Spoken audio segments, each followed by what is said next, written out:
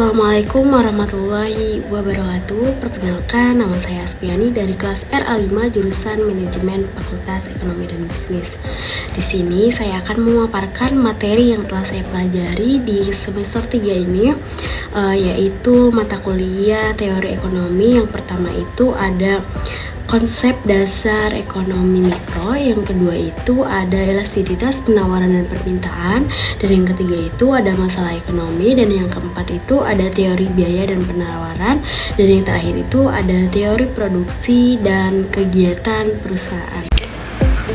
Nah, yang pertama ini ada konsep dasar ekonomi mikro, yaitu cabang ilmu ekonomi yang fokus pada perilaku individu, rumah tangga, dan perusahaan dalam membuat keputusan terkait alokasi sumber daya yang terbatas.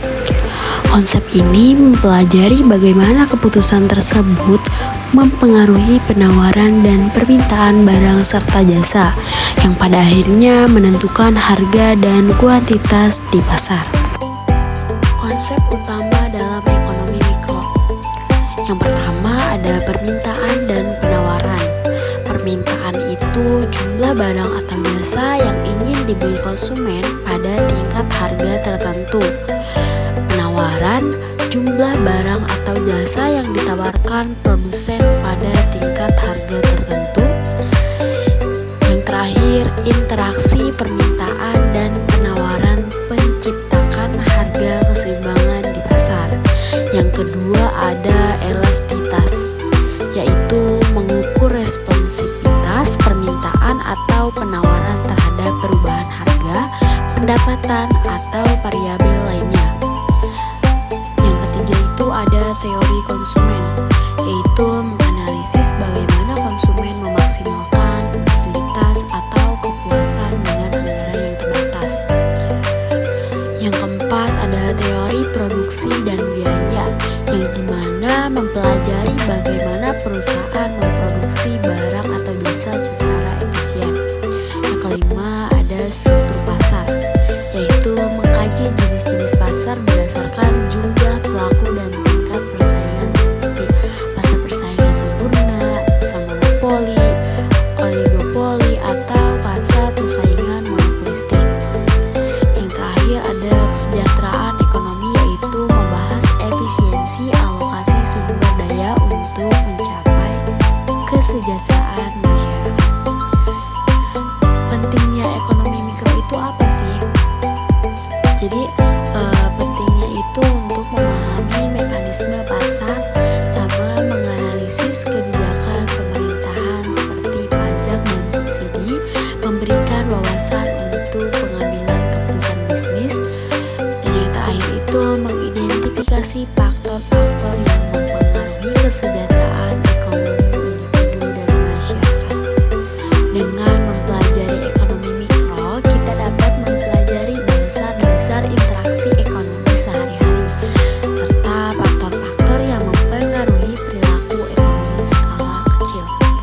Nah, bab 2 itu ada elastisitas penawaran dan permintaan, yang dimana ukuran tingkat responsivitas penawaran atau permintaan terhadap perubahan faktor tertentu seperti harga, pendapatan, atau harga barang lain. Elastisitas permintaan itu mengukur seberapa besar perubahan jumlah barang yang diminta akibat perubahan harga barang tersebut. Jadi jenis-jenis elastisitas permintaan itu ada elastisitas elastis, atau permintaan sangat responsif terhadap perubahan harga. Yang kedua itu ada elastisitas inelastis, yaitu permintaan kurang responsif terhadap perubahan harga. Yang ketiga itu ada elastisitas uneter, yaitu persentase perubahan permintaan sama dengan perubahan harga. Yang keempat itu ada permintaan elastisitas sempurna, yaitu perubahan harga kecil menyebabkan perubahan besar dalam permintaan. Yang terakhir itu ada permintaan inelastisitas sempurna, yaitu tidak berubah meskipun harga berubah. Faktor-faktor yang mempengaruhi elastisitas permintaan yaitu ketersediaan barang substitusi. Yang kedua ada proporsi pengeluaran terhadap pendapatan. Yang ketiga jangka waktu atau permintaan lebih elastis dalam jangka panjang. Yang terakhir itu sifat barang atau kebutuhan mewah. Ada elastisitas penawaran. Nah yang tadi kan permintaan, nah sekarang penawaran, yaitu mengukur seberapa besar perubahan jumlah barang yang ditawarkan akibat perubahan harga tersebut. Jadi faktor-faktor yang mempengaruhinya ya, yang pertama itu kapasitas produksi, waktu respon, penawaran lebih elastis dalam jangka panjang. Yang ketiga ketersediaan sumber daya, yang terakhir kemudahan akses teknologi. Perbedaannya itu elastisitas permintaan fokus pada konsumen dan bagaimana mereka merespon perubahan harga. Kalau yang elastisitas penawaran itu fokus pada produsen dan bagaimana mereka merespon perubahan harga. Jadi keduanya ini membantu memahami dinamika pasar dan efek kebijakan ekonomi seperti pajak, subsidi, atau pengendalian. Nah, di sini bab 3 ada masalah ekonomi. Masalah ekonomi dapat didefinisikan sebagai situasi di mana ada ketidaksesuaian antara kebutuhan manusia yang jumlah sumber daya terbatas untuk memenuhinya. Ini berarti bahwa setiap individu, masyarakat, atau negara harus memperhatikan tentang bagaimana menggunakan sumber daya yang ada secara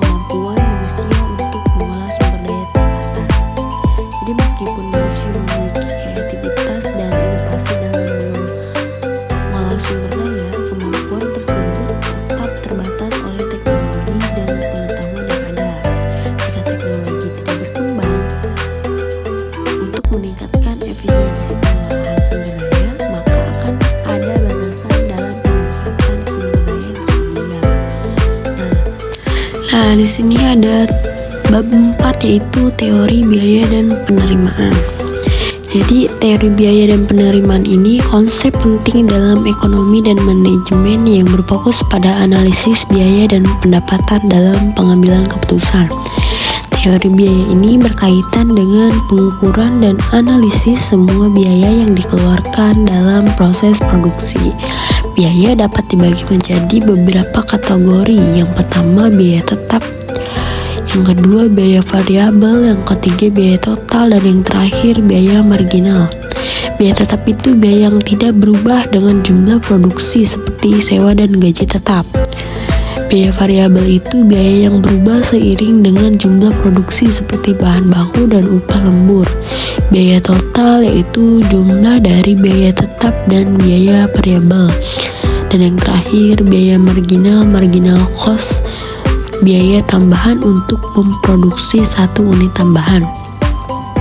Nah, teori penerimaan ini teori yang berfokus pada pendapatan yang diperoleh oleh penjualan barang atau jasa. Hal-hal ini yang dapat diperhatikan dalam teori meliputi yang pertama, pendapatan total atau total revenue. Jumlah total yang diterima dari penjualan dihitung sebagai harga per unit dikalikan dengan jumlah unit yang terjual. Pendapatan marginal atau pendapatan tambahan yang diperoleh dari penjualan satu unit tambahan. Yang terakhir ada elasticity of demand, mengukur seberapa sensitif permintaan terhadap perubahan harga yang mempengaruhi penerimaan. Hubungan antara biaya dan penerimaan apa sih? Dalam pengambilan keputusan bisnis, penting untuk mempertimbangkan hubungan antara biaya dan penerimaan.